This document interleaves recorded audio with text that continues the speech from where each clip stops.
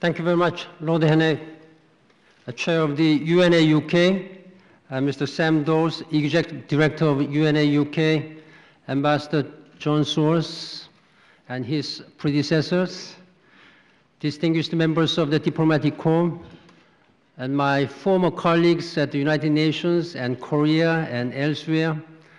I was very much pleased to meet many, first of all, familiar faces, and many distinguished my former colleagues here.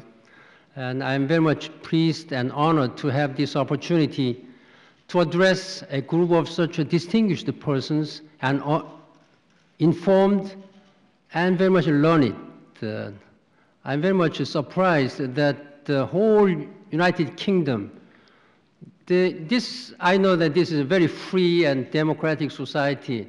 I thought that at least one state secret should be kept confidentiality. But everybody knew about my birthday.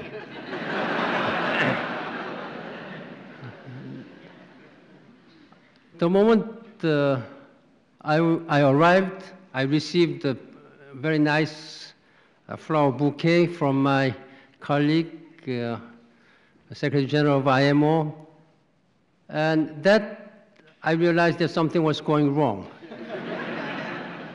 I received the congratulations from this morning from Prime Minister Gordon Brown, and even from Her Majesty the Queen, and from so many 700 distinguished friends. This is really a great day.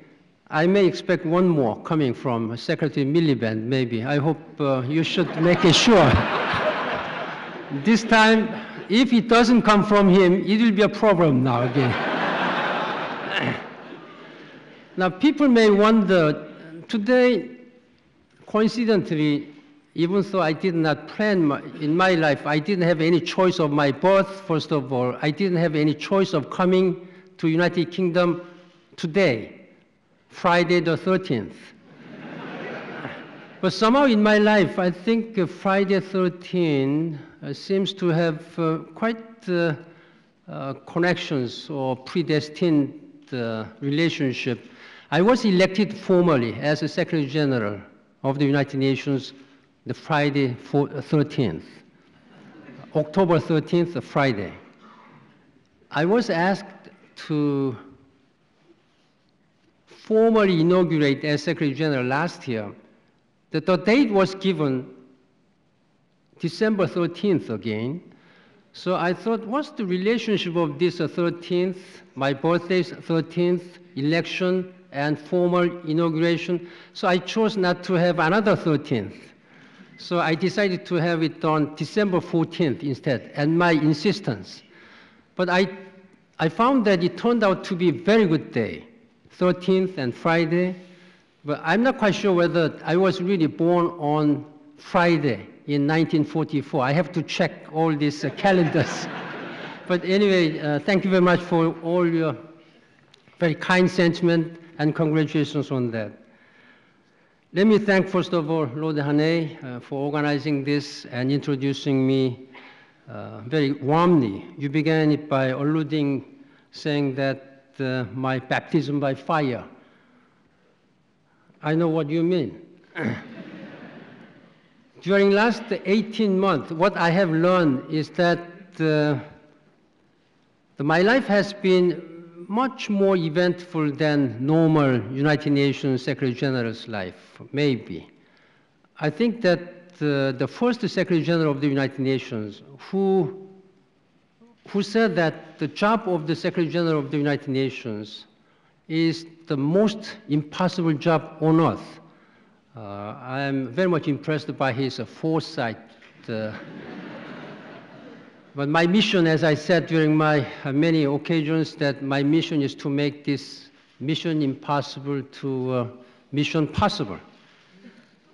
I quickly discovered these doomsayers who said this is mission impossible were right, but again, totally wrong. This is my commitment that I will try to make my job mission a possible one. one of the very distinguished weekly magazine, right after my inauguration, had the cover story, cover page with a big picture of me, why this man will fail. That's a very discouraging. In fact, that must have given some much stronger motivation for me, that I will make sure that this cover story will turn out to be wrong one. So this is what I'm going to. Now I've been trying during the last 18 months, and this is why I'm here standing before you with another strong commitment that I will make that story to be wrong one, and doomsayers wrong. The friends whom I am meeting today exemplify the real power of my position. In fact, without your strong support, I think I will not be able to make this mission possible. Therefore, I would really count on your extraordinary support. In fact, as far as the United Kingdom is concerned, I've been always feeling very much grateful for your strong support for all the agendas of the United Nations. You have been champion in development, champion in peace and security, and promotion of human rights. Therefore, I hope what I hope is that you will continue to do that. I think nowhere is this more true than in the United Kingdom, a country with a long and distinguished history of engagement with our organization and mission, from debt relief to climate change and poverty eradications. All these are very much grateful.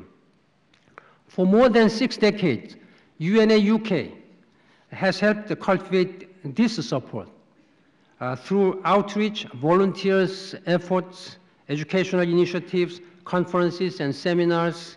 Your members have built a grassroots support for the United Nations, and I was told by Lord Haney that you have wide support among the grass public.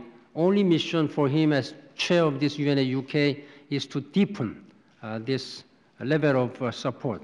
So I'm delighted for this opportunity to speak to all of you today about the major issues on our agenda. Now today I'm going to have some different type, normally from conventional, traditional type of peace and security or development. My title is How to Secure this Global Common Goods. This may be a little bit unfamiliar to general public. Owing to the alignment of a number of developments, we have a unique opportunity this year to enhance the central role of the United Nations in world affairs. I believe that, as Lord Haney said, that this pendulum of history is swinging toward multilateralism. This is very encouraging, and we should seize this momentum. We must deliver results for a more prosperous and healthy world. Passing the midpoint of 2015, by which we must hit the target of Millennium Development Goals, this year is truly crucially important. That is why I'm going to convene the high-level General Assembly meeting on September 25th to galvanize the political will and to mobilize necessary resources among the member states of the United Nations to realize this very important goals of Millennium Development. We must deliver results for a more secure world. This year will put us to new tests in peacekeeping. We are having still many places whose people are suffering from conflicts. We are maintaining the unprecedented number of peacekeepers, 120,000 people around the world in 18 peacekeeping operations. This is a huge task